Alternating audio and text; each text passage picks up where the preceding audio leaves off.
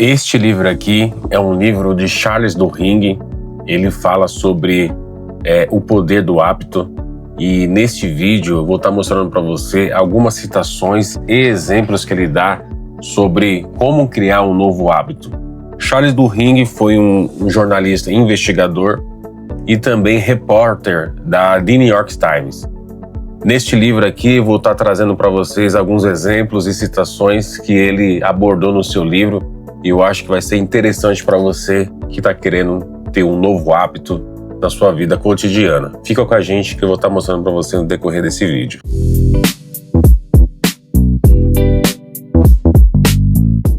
Charles Duhigg fala no seu livro sobre 3 regrinhas básicas para que você possa adquirir um novo hábito.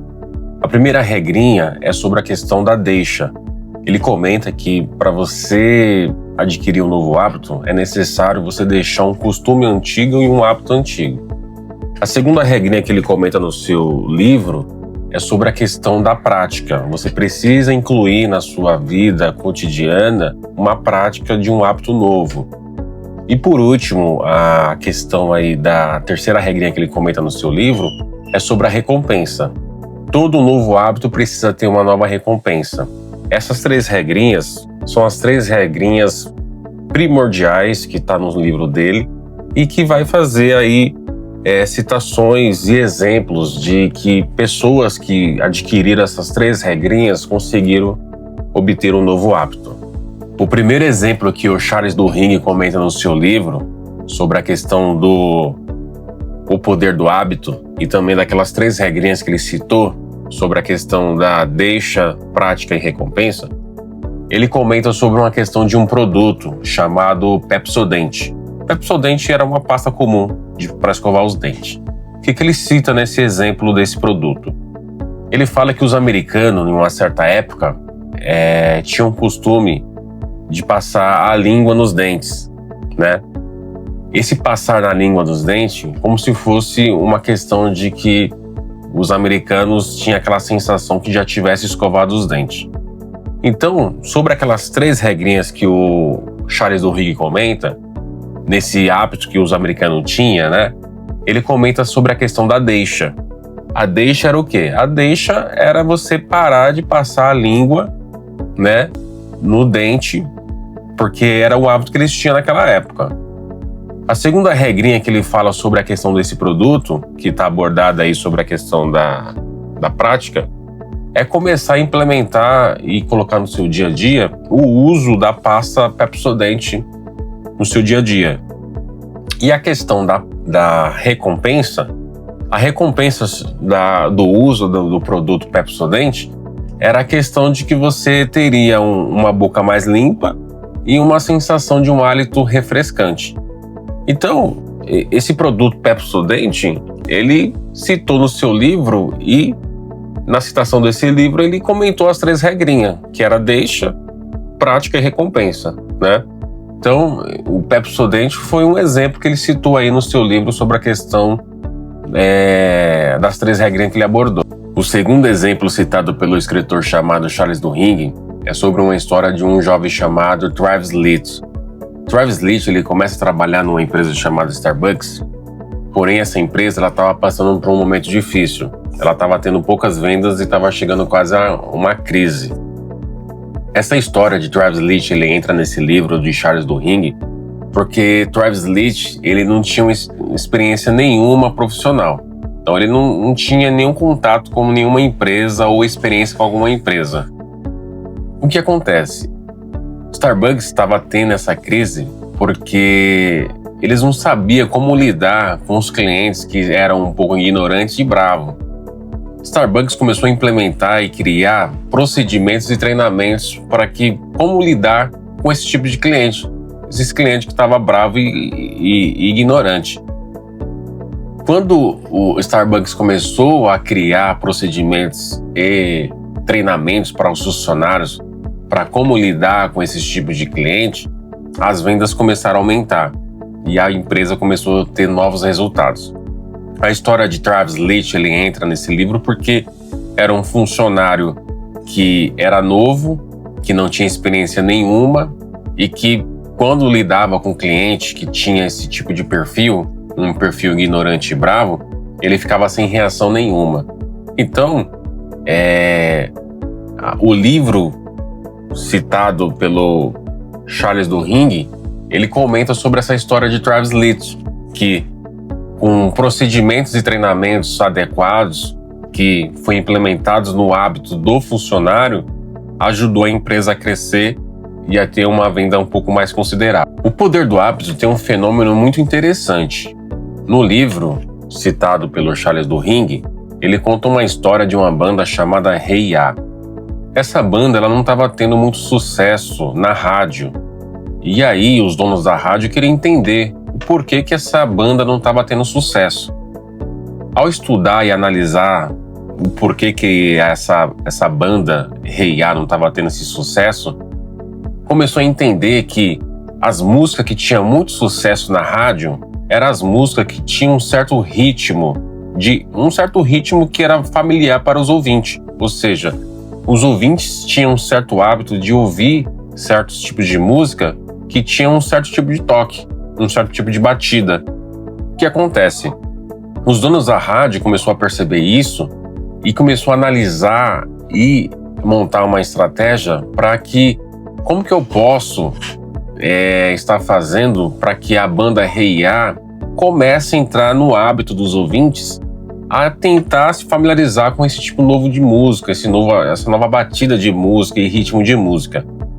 Os donos da rádio começaram a intercalar, ou seja, eles iniciavam as músicas que os ouvintes mais gostavam e aí deixava entre as melhores músicas que os ouvintes gostavam de ouvir, deixava a música da Hey Ya. Com o tempo, isso foi uma questão que foi estudada e só foi aprimorada com o tempo. Os ouvintes começaram a entender e a gostar dessas músicas que é a banda chamada Hey Ya.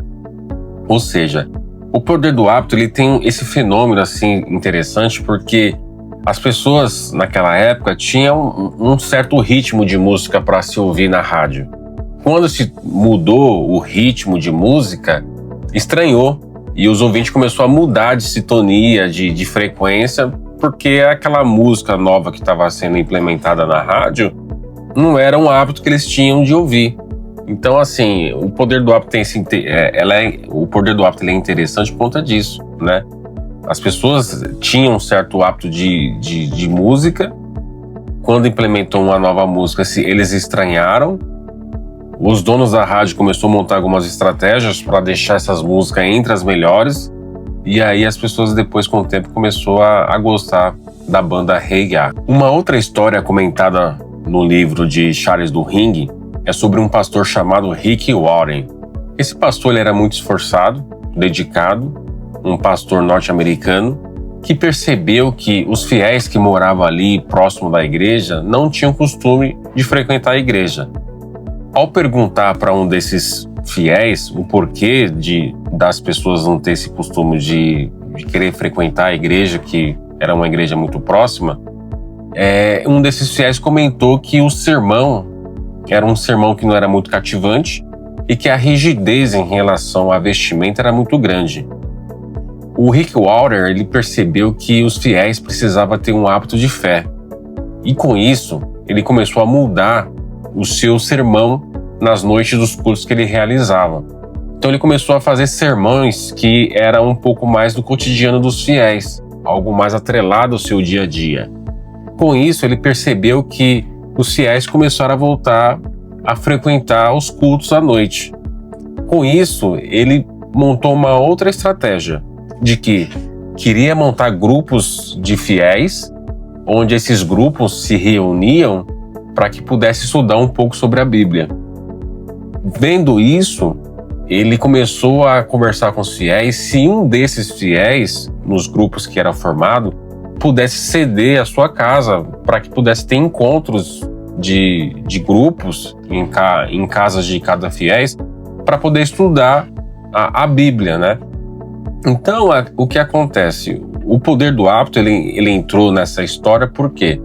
Porque os fiéis não tinham o hábito de fé, de começar a frequentar a igreja um pouco mais, e que O sermão, sendo um pouco mais diferente, com uma estratégia um pouco melhor, atraiu melhor os seus fiéis. Então, Rick Warren, ele montou esse roteiro, essa estratégia, e teve um resultado muito positivo, onde ele mudou o sermão, onde que ele criou grupos, né, vários tipos de grupos na igreja, que as pessoas nesses grupos pudessem estudar um pouco mais sobre a Bíblia, e que nesses grupos, se caso alguém pudesse ceder a sua casa, poderia fazer encontros em cada casa desses fiéis para poder estudar sobre a questão da Bíblia. Então, assim, a rotina dos fiéis em relação à igreja aumentou. Charles Duhigg comenta sobre a questão da sua mudança do seu hábito. Ele comenta que ele tinha o costume de ir às tardes, ir a uma cafeteria para comer cookies e socializar com seus colegas de trabalho. Ele fala que é necessário você descrever melhor a sua rotina, que seria, no caso, a sua prática. Você descrevendo melhor a sua rotina, você consegue entender melhor qual vai ser a sua deixa, né? Fazendo isso, escrevendo melhor a sua rotina, para que você possa entender melhor qual que vai ser a sua deixa, a recompensa se torna um pouco mais óbvia. No livro que ele cita bem no finalzinho, sobre a questão do seu hábito, ele queria entender o que fazia ele ir à cafeteria. Se era o cookie que ele comia ou se era a socialização com o pessoal da cafeteria, que eram os colegas de trabalho. Então, nesse livro aqui, ele tenta entender, ele mesmo tenta descrever essas 3 regrinhas que ele aborda no seu livro, né? Sobre a questão da deixa, a questão da prática, que seria a rotina, e a questão da recompensa.